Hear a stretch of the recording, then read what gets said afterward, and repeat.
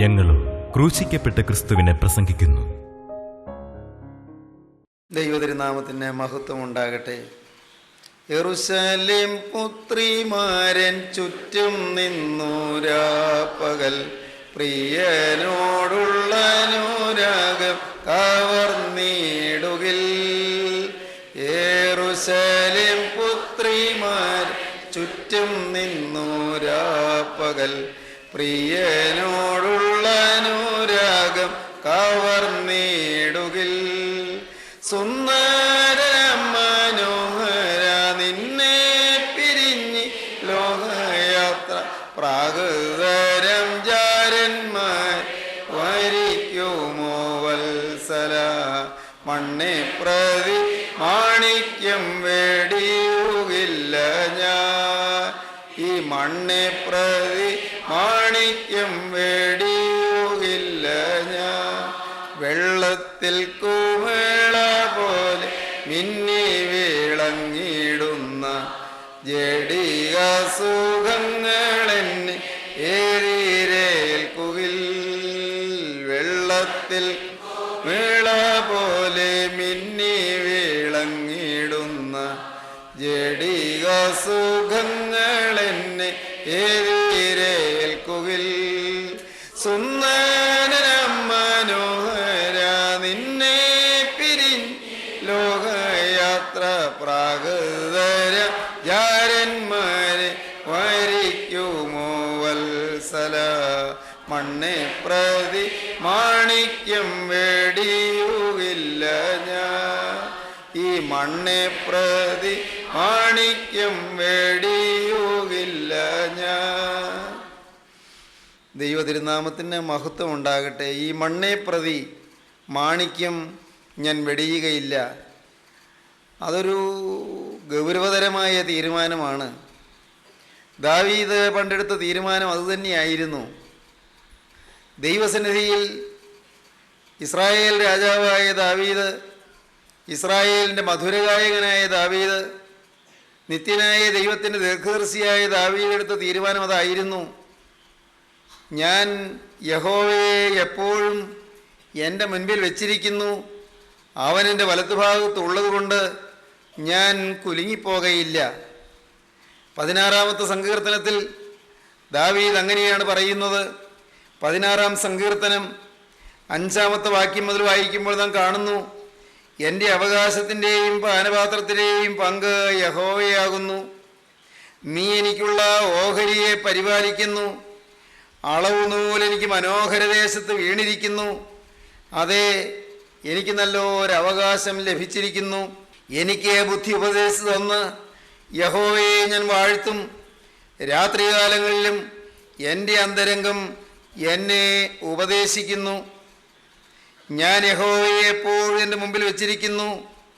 അവൻ എൻ്റെ വലത്തുഭാഗത്തുള്ളത് കൊണ്ട് ഞാൻ കുലുങ്ങിപ്പോകയില്ല. അതുകൊണ്ട് എൻ്റെ ഹൃദയം സന്തോഷിച്ച് എൻ്റെ മനസ്സ് ആനന്ദിക്കുന്നു. എൻ്റെ ജഡവും നിർഭയമായി വസിക്കും. നല്ല അനുഭവ സമ്പത്തുള്ള ധന്യനായ ഒരു പുരുഷനാണ് ദാവീദ് രാജാവ്. ദാവീദ് ദൈവത്തിൽ നിന്ന് അനുഗ്രഹങ്ങൾ പ്രാപിച്ച ദൈവപുരുഷനാണ്. ദൈവം ഉയർത്തിക്കൊണ്ടുവന്ന ദൈവപുരുഷനാണ്. ദൈവം ഉദ്ധരിച്ചു കൊണ്ടുവന്ന ദൈവപുരുഷനാണ്. ദൈവം വളർത്തിക്കൊണ്ടുവന്ന ദൈവപുരുഷനാണ്. ദൈവം അനുഗ്രഹിച്ച്, ദൈവം ആശീർവദിച്ച്, ദൈവം തെരഞ്ഞെടുത്ത്, ദൈവം അനുഗ്രഹങ്ങൾ നിറപടിയായി സമൃദ്ധിയായി പകർന്നു കൊടുത്ത് രാജസ്ഥാനത്ത് ഉറപ്പിച്ചിരുത്തിയ ദൈവത്തിൻ്റെ ധന്യപുരുഷനാണ് ദാവീദ് രാജാവ്. ദാവീദ് ദൈവത്താൽ തിരഞ്ഞെടുക്കപ്പെട്ടു. ദാവീദ് ദൈവത്താൽ സെലക്ഷൻ പ്രാപിച്ചു. ദാവീദ് ദൈവസന്നിധിയിൽ ഡിസിഷൻ എടുത്തു, ചില തീരുമാനങ്ങൾ എടുത്തു. രാവിലെയും ഉച്ചയ്ക്കും വൈകുന്നേരത്തും സങ്കടം ബോധിപ്പിച്ച് കരയുമെന്ന് തീരുമാനിച്ചു. ദാവീദ് ദൈവത്തോട് നന്ദിയുള്ളവനായിരിക്കുമെന്ന് തീരുമാനിച്ചു. ദൈവസന്നിധിയിൽ എക്കാലത്തും കറപറ്റാതെ തെറ്റുപറ്റാതെ നിൽക്കുമെന്ന് തീരുമാനിച്ചു. ദൈവത്തെ സ്നേഹിക്കുമെന്ന് തീരുമാനിച്ചു. ദൈവം എൻ്റെ ശരണശൈലമായ കോട്ടയായിരിക്കുമെന്ന് തീരുമാനിച്ചു. ദൈവം എൻ്റെ ദുർഗവും എൻ്റെ ശരണവും എൻ്റെ കോട്ടയും എൻ്റെ രക്ഷയും എൻ്റെ ബലവുമാണെന്ന് തീരുമാനിച്ചു. 18-ാം സങ്കീർത്തനത്തിൽ ദാവീദ് അങ്ങനെയാണ് പാടിയത്: എൻ്റെ ബലമായ യഹോവേ, ഞാൻ നിന്നെ സ്നേഹിക്കുന്നു. യഹോവ എൻ്റെ ശൈലവും എൻ്റെ കോട്ടയും എൻ്റെ രക്ഷകനും എൻ്റെ ദൈവവും ഞാൻ ശരണമാക്കുന്ന എൻ്റെ പാറയും എൻ്റെ പരിചയും എൻ്റെ രക്ഷയായ കൊമ്പും എൻ്റെ ഗോപുരവുമാകുന്നു. എത്ര ദൃഢമായ വിശ്വാസം, എത്ര കരുത്തുറ്റ തീരുമാനം! 16-ാം സങ്കീർത്തനത്തിൽ ദാവീദ് പാടിയത്: ഞാൻ യഹോവയായ കർത്താവിനെ എപ്പോഴും എൻ്റെ മുമ്പിൽ വെച്ചിരിക്കുന്നു, അവൻ എൻ്റെ വലത്തുഭാഗത്തുള്ളത് കൊണ്ട് ഞാൻ കുലുങ്ങിപ്പോകയില്ല എന്നാണ്. ധീരമായ തീരുമാനങ്ങൾ എടുത്തു. പ്രിയപ്പെട്ടവരെ, നിങ്ങളുടെയും ജീവിതത്തിൽ വളരെ വ്യക്തമായ ചില ഡിസിഷൻസ്, ചില കമ്മിറ്റ്മെൻറ്റ്സ്, ചില സമർപ്പണങ്ങൾ, ചില തീരുമാനങ്ങൾ, ചില പ്രതിഷ്ഠകൾ നിങ്ങൾ എടുത്തിട്ടുണ്ടാകാം. നല്ലത്. ദൈവസന്നിധിയിൽ തീരുമാനമെടുക്കുന്നത് ഭാഗ്യം. കഴിഞ്ഞൊരവസരത്തിൽ നാം ചിന്തിച്ചു, ദാവീദ് ദൈവസന്നിധിയിൽ തീരുമാനിച്ചു, ദാനിയേൽ ദൈവസന്നിധിയിൽ തീരുമാനിച്ചു. ദാനിയേലിൻ്റെ തീരുമാനം: യാതൊരു കാരണവശാലും ഞാൻ എന്നെ തന്നെ അശുദ്ധമാക്കുകയില്ല എന്നായിരുന്നു. ദാനിയേൽ പ്രവാചകന്റെ പുസ്തകം 1-ാം അധ്യായം 8-ാം വാക്യത്തിൽ നാം വായിച്ചത് അങ്ങനെയാണ്: യാതൊരു കാരണവശാലും ഞാൻ എന്നെ തന്നെ അശുദ്ധമാക്കുകയില്ല എന്ന് ദാനിയേൽ ഹൃദയത്തിൽ നിശ്ചയിച്ചു. ദാവീദും തീരുമാനങ്ങളെടുത്തു, ദാനിയേൽ തീരുമാനങ്ങളെടുത്തു. എക്കാലത്തും ദൈവത്തിൻ്റെ കൃപയനുഭവിച്ച ദൈവമക്കൾ, ദൈവം വിളിച്ച് വേർതിരിച്ച ദൈവമക്കൾ തീരുമാനങ്ങൾ എടുത്തിട്ടുണ്ട്. എന്നാൽ വളരെ നിർഭാഗ്യകരമായൊരു വസ്തുത, വളരെ സങ്കടകരമായൊരു വസ്തുത, ദൈവത്താൽ തിരഞ്ഞെടുക്കപ്പെടുകയും ദൈവസന്നിധിയിൽ തീരുമാനങ്ങൾ എടുക്കുകയും ചെയ്ത ദൈവ പൈതൽ വീണുപോയി എന്നുള്ളതാണ്. ഡിക്ലൈൻ, ദാവീദിൻ്റെ അധപ്പതനം. ഒരു ദൈവപുരുഷൻ്റെ അധപ്പതനത്തെക്കുറിച്ച് പറയുക എന്നുള്ളത് വേദനാകരമായ കാര്യമാണ്. അത് പറയുക എന്നുള്ളത് വളരെ ഭാരമുള്ളൊരു കാര്യമാണ്. ദൈവപുരുഷനായ ദാവീദിൻ്റെ അധപ്പതനത്തെക്കുറിച്ച് പറയുവാൻ എൻ്റെ നാവുകൾക്ക് ബലം പോരാ. എൻ്റെ ആന്തരിക ഹൃദയം ഞടുങ്ങുകയും വിറകൊള്ളുകയും ചെയ്യുകയാണ്. പ്രിയപ്പെട്ടവരെ, ദാവീദ് അധപ്പതിച്ചു പോയി, ദാവീദ് വീണുപോയി. ദാവീദിൻ്റെ വീഴ്ച പടിപടിയായിട്ടായിരുന്നു. ഒരൊറ്റ ദിവസം ഒരു മഹാവലിയ കൊടിയ പാപത്തിൽ വീഴുകയല്ല ചെയ്തത്. പടിപടിയായി ദാവീദ് വീണ് പോവുകയായിരുന്നു എന്ന് കഴിഞ്ഞൊരവസരത്തിൽ നാം ധ്യാനിക്കുകയുണ്ടായി. ദാവീദിൻ്റെ ജീവചരിത്രത്തെക്കുറിച്ച് ചിന്തിച്ചപ്പോൾ, സ്നേഹിതരെ, നമ്മുടെ ജീവിതത്തിൽ പടിപടിയായി നാം താഴോട്ട് പോകുന്നുണ്ടോ എന്ന് നാം ഒന്ന് ശോധന ചെയ്യുന്നത് നല്ലതാണ്. ഏതെങ്കിലും ആത്മീയമായ അധപ്പതനത്തിൻ്റെ പടിപടിയായുള്ള വീഴ്ചയുടെ ഗതികൾ നമ്മുടെ ജീവിതത്തിൽ ബാധിക്കുന്നുണ്ടോ എന്ന് നാം ശോധന ചെയ്യേണ്ടതാണ്. എൻ്റെ കർത്താവേ, വീഴ്ചയിൽ നിന്ന് എൻ്റെ കാലുകളെ നീ രക്ഷിക്കണമേ. എൻ്റെ കരുണയുള്ള കർത്താവേ, കണ്ണുനീരിൽ നിന്ന് എൻ്റെ കണ്ണിനെ നീ രക്ഷിക്കണമേ. എൻ്റെ കർത്താവേ, ആത്മാവിൻ്റെ മരണത്തിൽ നിന്ന് എൻ്റെ ജീവനെ നീ രക്ഷിക്കണമേ. ദാവീദൊരിക്കൽ അങ്ങനെ ദൈവത്തെ സ്തുതിച്ചതാണ്. എന്തൊരു അനുഗ്രഹീതമായ സ്തുതിയും സ്തോത്രവുമായിരുന്നു ദാവീദിൻ്റേത്. 116-ാം സങ്കീർത്തനത്തിൽ ദാവീദ് അങ്ങനെ സ്തുതിച്ചു: നീ എൻ്റെ പ്രാണനെ മരണത്തിൽ നിന്നും, എൻ്റെ കാലിനെ വീഴ്ചയിൽ നിന്നും, എൻ്റെ കണ്ണിനെ കണ്ണുനീരിൽ നിന്നും രക്ഷിച്ചിരിക്കുന്നുവെന്ന്. അനുഭവ സമ്പത്തുള്ള ദൈവദാസൻ, അനുഭവത്തിൻ്റെ പെരുപ്പമുള്ള ദൈവദാസൻ. എൻ്റെ പ്രിയപ്പെട്ടവരെ, നിങ്ങളിൽ ചിലർക്ക് ധാരാളം ആത്മീയ അനുഭവങ്ങളുണ്ട്. നിങ്ങൾ ഈ വാക്കുകളെ കേൾക്കുമ്പോൾ നിങ്ങൾക്ക് തിരിഞ്ഞു നിന്ന് ഓർത്തോർത്ത് സ്തുതിക്കാനുള്ള വകകളുണ്ട്. ദൈവം തന്നിയ അനുഗ്രഹങ്ങൾ, ദൈവം നിങ്ങളെ നടത്തിയത്, ദൈവം നിങ്ങളെ വളർത്തിയത്, ദൈവം നിങ്ങളെ തിരഞ്ഞെടുത്തത്, ദൈവം നിങ്ങളുടെ നിസ്സാരത ഗൗനിക്കാതെ നിങ്ങളെ ഉയർത്തി ഉദ്ധരിച്ചെടുത്തത്, ദൈവം നിങ്ങളുടെ അല്പത്വം നോക്കാതെ, ദൈവം നിങ്ങളുടെ പാപാവസ്ഥ നോക്കാതെ, ദൈവം നിങ്ങളുടെ അകൃത്യങ്ങൾ ക്ഷമിച്ചു തന്ന്, ദൈവം നിങ്ങളെ തിരഞ്ഞെടുത്ത് ഉന്നത സാഹചര്യങ്ങളിലേക്ക് വളർത്തിക്കൊണ്ടുപോയത്, ഓരോന്നോരോന്ന് നിങ്ങൾക്ക് ഓർക്കാൻ സാധിക്കും. ദാവീദ് അങ്ങനെ ഓർത്തവനാണ്. ദാവീദ് ദൈവം ചെയ്ത അനുഗ്രഹങ്ങൾക്ക് വേണ്ടി ദൈവത്തെ സ്തുതിച്ചവനാണ്. യഹോവ എനിക്ക് ചെയ്ത സകല ഉപകാരങ്ങൾക്ക് ഞാൻ അവൻ എന്ത് പകരം കൊടുക്കും? ഞാൻ രക്ഷയുടെ പാനപാത്രം എടുത്ത് യഹോവയുടെ നാമം വിളിച്ചപേക്ഷിക്കുമെന്ന് ദാവീദ് ഒരവസരത്തിൽ ദൈവസന്നിധിയിൽ വീണ്ടും തീരുമാനങ്ങൾ പുതുക്കിയവനാണ്. ദൈവത്തിന് ഞാൻ എങ്ങനെ നന്ദി പറയും എന്ന് ദൈവസന്നിധിയിലിരുന്ന് ദൈവത്തെ സ്തുതിച്ച് പറഞ്ഞ ദൈവദാസൻ അധപ്പതിച്ചു പോയി. ദാവീദ് പടിപടിയായി അധപ്പതിച്ചു. ദാവീദ് ഊർന്നൂർന്ന് താഴോട്ട് പോയി. ശമൂവേലിൻ്റെ 2-ാമത്തെ പുസ്തകം 11-ാം അധ്യായത്തിൽ അതാണ് നാം കാണുന്നത്. കഴിഞ്ഞ ഒരു പ്രാവശ്യം നാം അതിനെക്കുറിച്ച് ധ്യാനിച്ച് തുടങ്ങിയതാണ്. 2 ശമൂവേൽ 11-ാം അധ്യായത്തിൽ ദാവീദ് അധപ്പതനത്തിലേക്ക്, വലിയ വീഴ്ചയിലേക്ക് പോകുന്നതായി നാം കാണുന്നുണ്ട്. ഞാനെന്ന് പറഞ്ഞത് നിങ്ങൾ ചിലർ ഓർക്കുമായിരിക്കും. ശമൂവേൽ പ്രവാചകന്റെ 2-ാമത്തെ പുസ്തകം 11-ാം അധ്യായം ഈറനണിഞ്ഞ കണ്ണുകളോടെ മാത്രമേ ഒരു ദൈവദാസന് വായിക്കാൻ പറ്റുകയുള്ളൂ. ഏങ്ങലടിച്ചുകൊണ്ട് മാത്രമേ ഒരു ദൈവ പൈതലിനത് വായിക്കാൻ പറ്റുകയുള്ളൂ. പ്രിയപ്പെട്ടവരെ, ഞാൻ ഇപ്പോൾ വളരെ വിനയപൂർവ്വം നിങ്ങളെ സ്നേഹത്തോടെ ഓർപ്പിക്കട്ടെ. നിങ്ങളുടെ ജീവിതത്തിൽ നിങ്ങൾ താണുകൊണ്ടിരിക്കുന്നോ അതോ ഉയർന്നുകൊണ്ടിരിക്കുന്നോ? നിങ്ങൾ വളർന്നുകൊണ്ടിരിക്കുന്നോ അതോ നിങ്ങൾ ക്ഷീണിച്ചു കൊണ്ടിരിക്കുന്നോ? ആത്മീയമായി നിങ്ങൾ മുന്നേറിക്കൊണ്ടിരിക്കുന്നോ അതോ നിങ്ങളുടെ ജീവിതത്തിൽ പാപങ്ങൾ വന്നുകൊണ്ടിരിക്കുന്നോ? സാത്താൻ അവകാശം പറയുന്ന എന്തെങ്കിലും നിങ്ങളുടെ ജീവിതത്തിൽ ഉണ്ടോ? എൻ്റെ സഹോദരങ്ങളെ, നിങ്ങളൊന്ന് ശോധന ചെയ്യണമേ. ഏതെങ്കിലും കാര്യത്തിൽ ദുഷ്ടൻ അവകാശം പറയുന്നുണ്ടോ? ദാവീദിൻ്റെ ജീവിതം തകർന്നത് ദാവീദിൻ്റെ തീരുമാനങ്ങളിലുള്ള ലംഘനം കൊണ്ടാണ്. ഉച്ചയ്ക്കും വൈകുന്നേരത്തും കാലത്തും സങ്കടം ബോധിപ്പിച്ച് കരയും എന്ന് തീരുമാനിച്ച ദൈവ പൈതൽ ആ തീരുമാനം ലംഘിച്ചു. പ്രാർത്ഥനയുടെ സമയം ലംഘിച്ചു. ദാവീദ് അലസനായിപ്പോയി.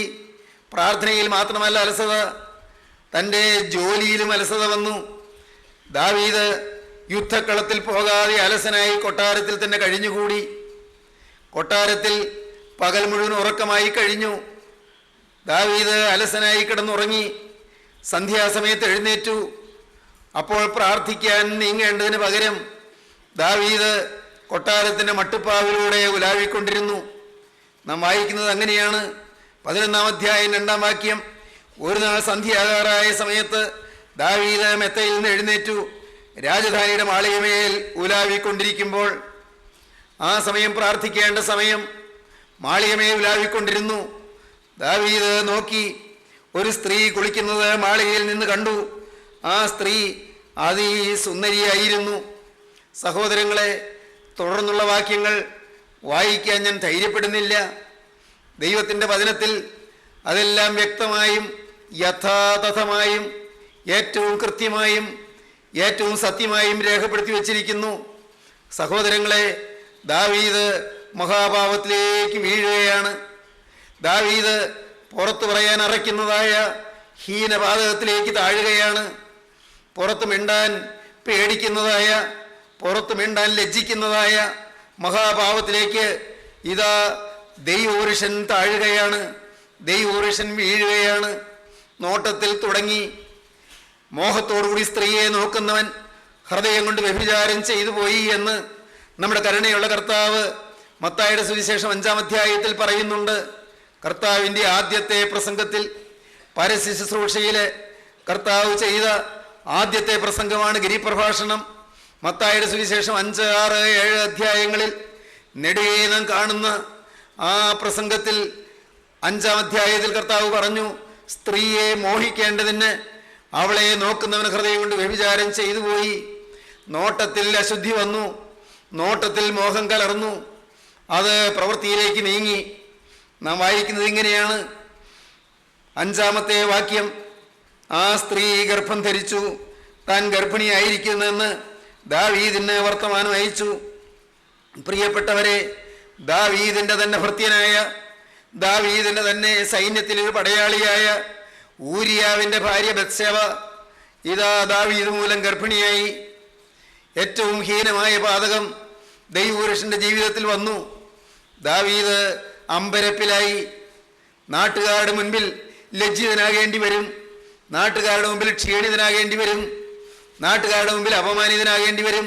സ്വന്തം പ്രജകളുടെ മുൻപിൽ, സ്വന്തം രാജ്യക്കാരുടെ മുൻപിൽ അപമാനഭാരം എങ്ങനെ താങ്ങും? ദാവീദ് ബുദ്ധിയിൽ ആലോചനയായി, എങ്ങനെ ഈ പാപത്തിനൊരു മറ കണ്ടുപിടിക്കാം? സ്നേഹിത, പാപം നിന്റെ ജീവിതത്തിൽ വരുന്നത് അത് വളരെ ഭയാനകമായ കാര്യം തന്നെ. എന്നാൽ അതിനേക്കാൾ ഭയാനകമായ കാര്യം പാപം മറയ്ക്കാൻ നീ നോക്കുന്നതാണ്. വേദപുസ്തകം പറയും, സദൃശവാക്യങ്ങളുടെ പുസ്തകം 28-ാം അധ്യായം 13-ാം വാക്യം പറയും, തൻ്റെ ലംഘനങ്ങളെ മറച്ചു വയ്ക്കുന്നവന് ശുഭം വരികയില്ല, അവയെ ഏറ്റുപറഞ്ഞുപേക്ഷിക്കുന്നവനോ കരുണ ലഭിക്കും. മറച്ചു വയ്ക്കാൻ ദാവീദ് നോക്കി, പാപത്തെ മറയ്ക്കാൻ ദാവീദ് ശ്രമിച്ചു. മാനുഷികമായ ബുദ്ധി, മാനുഷികമായ കൗശലം, മാനുഷികമായ തന്ത്രം, മാനുഷികമായ ഉപായം ദാവീദ് പ്രയോഗിക്കുകയാണ്. ദാവീദ് അവിടെ പടക്കളത്തിൽ നിന്ന് ഊരിയാവിനെ വിളിച്ചു വരുത്തുകയാണ്. ഊരിയാവിനെ വളരെ സന്തോഷത്തോടെ സൽക്കരിക്കുകയാണ് കൊട്ടാരത്തിൽ. ഊരിയാവിന് മനസ്സിലായില്ല രാജാവ് എന്തിനാണ് എന്നെ കൊട്ടാരത്തിലേക്ക് വിളിച്ചതെന്ന്. ദാവീദ് ഊരിയാവിനെ വളരെ കൗശലത്തോടെ, അഭിനയത്തോടെ, കാപട്യം ഉള്ളിൽ ഒതുക്കി പിടിച്ചുകൊണ്ട് പുറമേ നല്ല ഭംഗി വാക്കുകളോടെ ഊരിയാവിനെ സൽക്കരിക്കുകയാണ്, ഊരിയാവിനെ ആദരിക്കുകയാണ്. തൻ്റെ ഭൃത്യനായ ഊരിയാവിനെ രാജാവിൻ്റെ അരമനയിലേക്ക് വരുത്തി ഊരിയാവിനെ സൽക്കരിച്ച്, ഊരിയാവിൻ്റെ കുശലമന്വേഷിച്ച്, പടക്കളത്തിലെ പോരാട്ടത്തിൻ്റെ കഥകൾ അന്വേഷിച്ച്, കുശലപ്രശ്നമെല്ലാം കഴിഞ്ഞ് വീട്ടിൽ പോയി വിശ്രമിക്കൂ എന്ന് പറഞ്ഞ് ഊരിയാവിനെ, തൻ്റെ ഭൃത്യനെ രാജാവ് തൻ്റെ ഭവനത്തിലേക്ക്, ഭൃത്യൻ്റെ ഭവനത്തിലേക്ക് പറഞ്ഞയക്കുകയാണ്. പ്രിയപ്പെട്ടവരെ, ഊരിയാവ് പക്ഷേ വിശ്വസ്തനായ ഒരു പടയാളിയായിരുന്നു. ഊരിയാവ് പോയില്ല. ഊരിയാവ് വന്ന് രാജാവിൻ്റെ വേലക്കാരുടെ കൂടെ ആ രാത്രി കഴിച്ചു. സ്വന്തം വീട്ടിലേക്ക് പോയില്ല. രാജാവിൻ്റെ കൗശലം നടന്നില്ല, രാജാവിൻ്റെ പരിപാടി നടന്നില്ല. ഊരിയാവിൻ്റെ ഭാര്യ വഹിക്കുന്ന ഗർഭത്തിൻ്റെ ഉത്തരവാദിത്വം ഊരിയാവിൻ്റെ മേൽ ചുമത്തുന്നതിനുള്ള തന്ത്രപരമായ നീക്കം പൊളിഞ്ഞു. ദാവീദ് എന്തു ചെയ്തു? ദാവീദ് പിറ്റേന്ന് ഊരിയാവിനെ വീണ്ടും സൽക്കരിച്ചു. നാം വായിക്കുന്ന ഒരു വാക്കുണ്ട്, അതെന്താണെന്നോ? ദാവീദ് ഊരിയാവിനെ ലഹരി പിടിപ്പിച്ചു. ദൈവത്തിൻ്റെ വചനം അങ്ങനെയാണ് പറയുന്നത്. 13-ാം വാക്യം, 2 ശമൂവേൽ 11:13. പിറ്റേന്ന് ദാവീദ് അവനെ വിളിച്ചു, അവൻ അവൻ്റെ മുൻപാകെ ഭക്ഷിച്ചു, പാനം ചെയ്തു. അവൻ അവനെ ലഹരി പിടിപ്പിച്ചു. രാജാവിൻ്റെ മുൻപാകെ ഊരിയാവിനെ ഇരുത്തി. ഊരിയാവ് ഓർത്തു, രാജാവിന് എന്നോട് എന്തൊരു സ്നേഹം, എന്തോ ഒരു വാത്സല്യം, എന്തോ ഒരു ആദരവ്. ഈ നിസ്സാരനായ എന്നെ രാജാവ് വിളിച്ച് സൽക്കരിക്കുന്നല്ലോ. രാജകൊട്ടാരത്തിൽ രാജാവിൻ്റെ ആ ഭക്ഷണമേശയിൽ എന്നെയും കൂടെ ഇരുത്തുന്നല്ലോ. ഊരിയാവിന് മനസ്സിലാകുന്നില്ല കാര്യം. പാവം സാധുവായ ഊരിയാവിന്, നിഷ്കളങ്കനായ യുവാവിന് ഒന്നും മനസ്സിലായില്ല. ദാവീദ് ഊരിയാവിനെ ലഹരിപ്പിച്ചു. നാം വായിക്കുന്നത് അങ്ങനെയാണ്, അവൻ അവനെ ലഹരി പിടിപ്പിച്ചു. എങ്കിലും അവൻ വീട്ടിലേക്ക് പോകാതെ സന്ധ്യയ്ക്ക് ചെന്ന് യജമാനന്റെ ഭൃത്യന്മാരോടുകൂടെ തൻ്റെ വിരിപ്പിൽ കിടന്നു. സ്നേഹിതരെ, ദാവീദിൻ്റെ തന്ത്രവും കൗശലവും പിന്നെയും പരാജയപ്പെട്ടു. ഇന്ന് ഈ സമയത്ത് നിങ്ങൾ ഈ വാക്കുകളെ കേൾക്കുമ്പോൾ ഒന്നോർക്കൂ, കൗശലങ്ങൾ, തത്വജ്ഞാനം അത് ദൈവസന്നിധിയിൽ വിലപ്പോവില്ല. എല്ലാം കാണുന്നൊരു ദൈവമുണ്ട്. മകനെ, ചിലർക്ക് ചില കാലം ചിലരെ കളിപ്പിക്കാം, ചിലരെ അബദ്ധത്തിലാക്കാം, ചിലരെ വഞ്ചിക്കാം, ചിലരെ കബളിപ്പിക്കാം. എല്ലാ കാലത്തും എല്ലാവരെയും കബളിപ്പിക്കാൻ സാധിക്കുകയില്ല. സ്വർഗത്തിലെ ദൈവത്തെ കബളിപ്പിക്കാൻ കഴിയുകയില്ല. സത്യമായ ഒരു ദൈവമുണ്ട്. സ്നേഹിത, നീ ഇന്ന് ഒന്ന് ചിന്തിക്കൂ. നിന്റെ ജീവിതത്തിൽ പാപങ്ങൾ വന്നില്ലേ? നിന്റെ ജീവിതത്തിൽ തിന്മകൾ വന്നില്ലേ? തന്ത്രങ്ങൾ നീ പ്രയോഗിച്ചില്ലേ? കൗശലങ്ങൾ നീ പ്രയോഗിച്ചില്ലേ? കള്ളത്തരങ്ങൾ പ്രയോഗിച്ചില്ലേ? കള്ളക്കണക്കുകൾ എഴുതിയില്ലേ? നീ പൈസയുടെ കാര്യത്തിൽ അവിശ്വസ്തത നിന്റെ ജീവിതത്തിൽ വന്നത് മറച്ചു വയ്ക്കാൻ ശ്രമിച്ചില്ലേ? പല പല കാര്യങ്ങളിൽ നീ അസത്യത്തിന് നിന്റെ ജീവിതത്തിൽ ഇടം കൊടുത്തില്ലേ? വഞ്ചനാപരമായ തന്ത്രങ്ങളും കൗശലങ്ങളും പ്രയോഗിച്ചില്ലേ? സ്നേഹിത, നിന്റെ ജീവിതത്തിലേക്ക് തിരിഞ്ഞു നോക്കൂ. നിന്റെ ജീവിതം നേരുള്ളതോ? സ്ട്രെയിറ്റ് ഫോർവേഡ് ആയിരുന്നോ നിന്റെ ജീവിതം? നേരെ നേരെയായിരുന്നോ നിന്റെ പോക്ക്? വളഞ്ഞ വഴികളെ നീ സ്വീകരിച്ചില്ലേ? നിന്റെ ജീവിതത്തിൽ കാപട്യങ്ങളും കപട അഭിനയങ്ങളും ഉണ്ടായില്ലേ? ഭാവാഭിനയങ്ങൾ ഉണ്ടായില്ലേ? മനുഷ്യരുടെ മുമ്പിൽ നല്ല പിള്ളയാകാൻ നീ ചമഞ്ഞില്ലേ? മനുഷ്യരുടെ മുമ്പിൽ നല്ല പേര് കിട്ടാൻ നീ ശ്രമിച്ചില്ലേ? മനുഷ്യരുടെ മുമ്പിൽ നിന്റെ തിന്മകൾ മൂടി വെച്ചുകൊണ്ട് നന്മ കാണിക്കാൻ നീ യത്നിച്ചില്ലേ? സ്നേഹിത, ഓർക്കൂ, എല്ലാം കാണുന്ന രണ്ട് കണ്ണുണ്ട്. ദൈവവൈതലേ ശ്രദ്ധിക്കൂ, എല്ലാം കാണുന്ന ഒരു ദൈവമുണ്ട്. അവന് മറഞ്ഞിരിക്കുന്ന ഒരു സൃഷ്ടിയുമില്ല. സകലവും അവന്റെ കണ്ണിന് നഗ്നവും മലർന്നതുമായി കിടക്കുന്നു. അവനുമായിട്ടാകുന്നു നമുക്ക് കാര്യമുള്ളത് എന്ന് എബ്രായ ലേഖന കർത്താവ് പറയുന്നു. എബ്രായ ലേഖനം 4-ാം അധ്യായം 13-ാം വാക്യം. സകലവും അവന്റെ കണ്ണിന് നഗ്നവും മലർന്നതുമായി കിടക്കുന്നു. അവനുമായിട്ടാകുന്നു നമുക്ക് കാര്യമുള്ളത്. എല്ലാം ദൈവം കാണുന്നു. മകളെ, നിന്റെ ജീവിതത്തിൽ നീ ഒളിച്ച് ചെയ്തതും ഒളിച്ച് പറഞ്ഞതും പരദൂഷണം പറഞ്ഞതും മറ്റുള്ളവരെ കുറ്റപ്പെടുത്തി സംസാരിച്ചതും അന്യനെ വിധിച്ചതും നിന്റെ ഭർത്താവിനെ തരം താഴ്ത്തിയതും മകളെ, നിന്റെ മരുമകളോട് നീ പൊരുതിയതും നിന്റെ പാവപ്പെട്ട മരുമകളെ നീ ചീത്തയാക്കിയതും നിന്റെ മരുമകളെ കുറിച്ച് നിന്റെ മോനോട് നീ ഇല്ലാത്തത് പറഞ്ഞ് ആ പാവം മകനെ തെറ്റിച്ചതും എല്ലാം കാണുന്നൊരു ദൈവമുണ്ട്, മറക്കരുത്. സ്നേഹിത, നിന്റെ ജീവിതത്തിലെ രഹസ്യവും പരസ്യവും ഒരുപോലെ കണ്ടുകൊണ്ടിരിക്കുന്ന ഒരു ദൈവമുണ്ട്. ദാവീദ് മറയ്ക്കാൻ ശ്രമിച്ചു. ദാവീദ് തന്ത്രങ്ങൾ പ്രയോഗിച്ചു. ഒരു പാപത്തിൽ നിന്ന് മറ്റൊരു പാപത്തിലേക്ക് ഇതാ ദൈവദാസൻ വീഴുന്നു. വ്യഭിചാരത്തിൽ നിന്ന് മദ്യപാനത്തിലേക്ക് വീഴുന്നു. ദാവീദിന്റെ മേശമേൽ മദ്യം വിളമ്പി. ദാവീദിന്റെ കൊട്ടാരത്തിലെ ഊണുമേശയിന്മേൽ മദ്യം വിളമ്പി. അത് ദാവീദ് കഴിച്ചു. ദാവീദ് നാം വായിക്കുന്നത് അങ്ങനെയാണ്: അവന്റെ മുൻപാകെ ഭക്ഷിച്ചു, പാനം ചെയ്തു. 2 ശമൂവേൽ 11-ാം അധ്യായം 13-ാം വാക്യം. പിറ്റേന്നാൾ ദാവീദ് അവനെ വിളിച്ചു. അവന്റെ മുൻപാകെ ഭക്ഷിച്ച് പാനം ചെയ്തു. അവനെ ലഹരി പിടിപ്പിച്ചു. ദാവീദിന്റെ ഊണുമേശയിൽ മദ്യം വിളമ്പി. ദാവീദ് കുടിച്ചു. മാത്രമല്ല, ഊരിയാവിനെ കുടിപ്പിച്ചു. ഓർക്കൂ, ദാവീദിന്റെ ജീവിതത്തിൽ ഒരിക്കലും സംഭവിക്കരുതാത്തത് സംഭവിച്ചു. ഒന്നിനു മേലൊന്നായി പാപങ്ങൾ തെറുത്ത് ഉയർന്നു വരികയാണ്. ഇന്ന് ഈ വാക്കുകൾ നിങ്ങൾ കേൾക്കുമ്പോൾ ഗൗരവമേറിയ ഒരു മുന്നറിയിപ്പ് നിങ്ങൾ ശ്രദ്ധിക്കൂ. പാപത്തിന് ഇടം കൊടുക്കരുത്. ഒരു നേരിയ പാപം വരാൻ തുടങ്ങുമ്പോൾ പ്രിയപ്പെട്ടവരെ, നിങ്ങളുടെ ആന്തരാത്മാവ് വിജിലന്റ് ആകട്ടെ, നിങ്ങളുടെ ഉള്ളം അലർട്ടാകട്ടെ, നിങ്ങളുടെ ഹൃദയം ജാഗ്രതയുള്ളതാകട്ടെ. ഒരു അരുതാത്ത ചിന്ത വരാൻ തുടങ്ങുമ്പോൾ, എൻ്റെ കർത്താവേ, പകൽ പറക്കുന്ന അസ്ത്രത്തെയും ഉച്ചയിൽ ഊതുന്ന കാറ്റിനെയും രാത്രിയിൽ സഞ്ചരിക്കുന്ന വചനത്തെയും എന്നിൽ നിന്ന് അകറ്റണമേ നിങ്ങൾ പ്രാർത്ഥിച്ചു കൊള്ളണം. അത് പ്രാർത്ഥിച്ച ദൈവവൈതലാണ് ദാവീദ്. പകൽ പറക്കുന്ന അസ്ത്രം, ഉച്ചയിൽ ഊതുന്ന കാറ്റ്, രാത്രിയിൽ സഞ്ചരിക്കുന്ന വചനം, അസ്ത്രം പോലെ പാളി വരുന്ന ചില ചിന്തകൾ, അസ്ത്രം പോലെ പാളി വരുന്ന ചില വാക്കുകൾ. പുറത്ത് വാക്കുകൾ വരുന്നില്ല, പുറത്ത് ഈ ചിന്തകൾ വാക്കുകളായി മാറുന്നില്ല, എന്നാൽ ഉള്ളത്തിൽ അത് രൂപം കൊള്ളുന്നു. പകൽ പറക്കുന്ന അസ്ത്രങ്ങൾ അമ്പ് പായുന്നത് പോലെ പാഞ്ഞു വരികയും പാഞ്ഞു പോവുകയും ചെയ്യുന്ന ചില ചിന്തകൾ, തീയമ്പുകൾ എന്ന് തിരുവചനം പറയും. തീയമ്പുകൾ, പ്രിയപ്പെട്ടവരെ, ദുഷ്ടന്റെ തീയമ്പുകൾ എന്ന് എഫേസ്യ ലേഖനം 6-ാം അധ്യായത്തിൽ അപ്പോസ്തലനായ പൗലോസ് പറയും. ദുഷ്ടന്റെ തീയമ്പുകളെ കെടുക്കുവാൻ തക്കതായ വിശ്വാസം എന്ന പരിചയം എടുത്തുകൊണ്ട് നിൽപ്പീൻ. സ്നേഹിതരെ, നാം വിശ്വാസം എന്ന പരിചയം പഠിച്ചുകൊണ്ട് ദുഷ്ടന്റെ തീയമ്പുകളെ കെടുത്തുകൊള്ളണം. അവയെ നാം ചെറുത്തുകൊള്ളണം. ചിന്തയിൽ തുടങ്ങുമ്പോഴേ അലർട്ടായിക്കൊള്ളണം. പാപചിന്തകൾ വരുമ്പോൾ, വൈരാഗ്യ ചിന്തകൾ വരുമ്പോൾ, കോപചിന്തകൾ വരുമ്പോൾ, അഴുക്ക് ചിന്തകൾ വരുമ്പോൾ, നീരസ ചിന്തകൾ വരുമ്പോൾ, ക്രോധചിന്തകൾ വരുമ്പോൾ, പ്രശംസാ ചിന്തകൾ വരുമ്പോൾ, ദ്രവ്യാഗ്രഹ ചിന്തകൾ വരുമ്പോൾ, സ്വാർത്ഥ ചിന്തകൾ വരുമ്പോൾ, അഹങ്കാര ചിന്തകൾ വരുമ്പോൾ, മകനെ, നീ അതിവേഗം ഉണർന്നുകൊള്ളുക.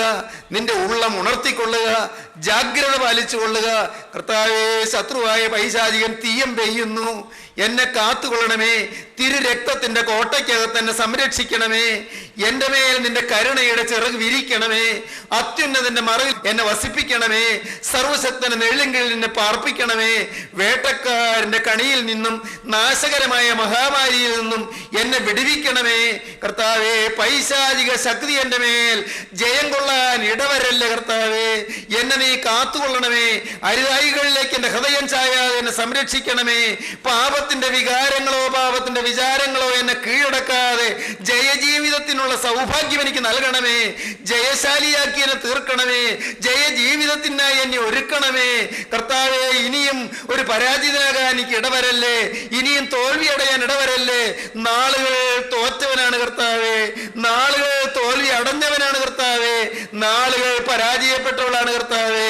എന്നാൽ ഇനി മുതലുള്ള ജീവിതത്തിൽ പരാജയം അറിയാത്ത യൂദായുടെ സിംഹത്തിന്റെ കൂടെ നടപ്പാൻ ഞാനിതാ എന്നെ വിട്ടുതരുന്നു കർത്താവേ. തെറ്ററിയാത്ത ദൈവത്തെ എന്റെ നാഥനായി സ്വീകരിച്ചുകൊണ്ട്, പാപമറിയാത്ത ദൈവത്തെ എന്റെ ഉടമസ്ഥനായി അംഗീകരിച്ചുകൊണ്ട്, വീഴ്ച വരാത്ത ക്രിസ്തുവിനെ എന്റെ നായകനായി കണ്ടുകൊണ്ട്, ഒരിക്കലും പതറാതെ ഒരിക്കലും എഴുതിപ്പോകാത്ത നിത്യരാജാതി രാജാവായ യേശുവിനെ എന്റെ ജീവിതത്തിന്റെ ഉടയവനായി കണ്ടുകൊണ്ട് ഒരു പുതിയ ജീവിതപാത തിരഞ്ഞെടുക്കുവാൻ ഞാനിതാ എന്നെ തന്നെ സമർപ്പിക്കുന്നു. എന്റെ ഹൃദയം നിനക്ക് സമർപ്പിക്കുന്നു. എന്നെ തന്നെ നിന്റെ കരങ്ങളിലേക്ക് തരുന്നു. എന്നെ നീ ഒന്ന് പിടിച്ചുകൊള്ളണമേ. ആണിപ്പാടുള്ള കരം കൊണ്ട് എന്റെ മേൽ നിന്റെ അത്ഭുത ശക്തി പകർന്ന് എന്നെ പിടിച്ചുകൊള്ളണമേ. ആണിപ്പാടുള്ള കരം കൊണ്ട് എന്നെ നീ ഒന്ന് പിടിച്ചുകൊള്ളണമേ. ശത്രു റാഞ്ചിക്കൊണ്ടു പോകാതെ നീ എന്നെ കാത്തുകൊള്ളണമേ. പൈശാചിക ശക്തി എന്നെ ഹിംസിക്കാതെ നീ എന്നെ സംരക്ഷിക്കണമേ. ദൈവജനമേ, പ്രാർത്ഥിപ്പീൻ. ദാവീദിന്റെ ജീവിതം നമുക്കൊരു മാതൃകയാകട്ടെ. വന്നുപോയ പാപങ്ങളെ ഓർത്ത് അനുദപിപ്പീൻ. മേലിൽ പാപം വരികയിൽ തീരുമാനിപ്പീൻ. ജീവിതം ക്രിസ്തുവിന്റെ കരങ്ങളിലേക്ക് കൊടുക്കുവീൻ. ക്രിസ്തുവിനായി നിങ്ങളുടെ ഹൃദയങ്ങളെ തുറക്കുവീൻ. ദൈവത്തോട് വാക്ക് പറയുവീൻ. യേശുവേ, ഇന്ന് മുതൽ ഞാൻ നിന്റെ വക. യേശുവേ, ഇന്ന് മുതൽ ഞാൻ നിന്റെ വക. എന്റെ യേശുവേ, ഇന്ന് മുതൽ ഞാൻ നിന്റെ വക. നമുക്ക് പ്രാർത്ഥിക്കാം. സ്നേഹം നിറഞ്ഞ സ്വർഗീയ പിതാവേ, അനുഗ്രഹീതമായ ഈ സമയത്തിനായി ഞങ്ങൾ നിന്നെ സ്തുതിക്കുന്നു. ഞങ്ങൾ നിന്നെ സ്തോത്രം ചെയ്യുന്നു. സ്നേഹമുള്ള പിതാവേ, അവിടുത്തെ നിത്യവാത്സല്യം ഞങ്ങളെ കാണുകയും ഞങ്ങളെ വിളിക്കുകയും ഞങ്ങളെ തെരഞ്ഞെടുക്കുകയും സത്യമായ ഒരു സമർപ്പണത്തിലേക്ക് ഞങ്ങളെ കൊണ്ടുവരികയും ചെയ്തുവല്ലോ.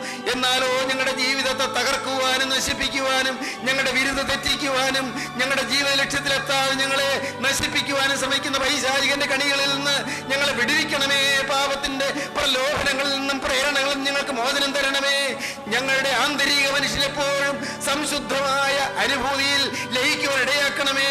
ഈ വചനം കേട്ട് എല്ലാവരെയും അനുഗ്രഹിക്കണമേ.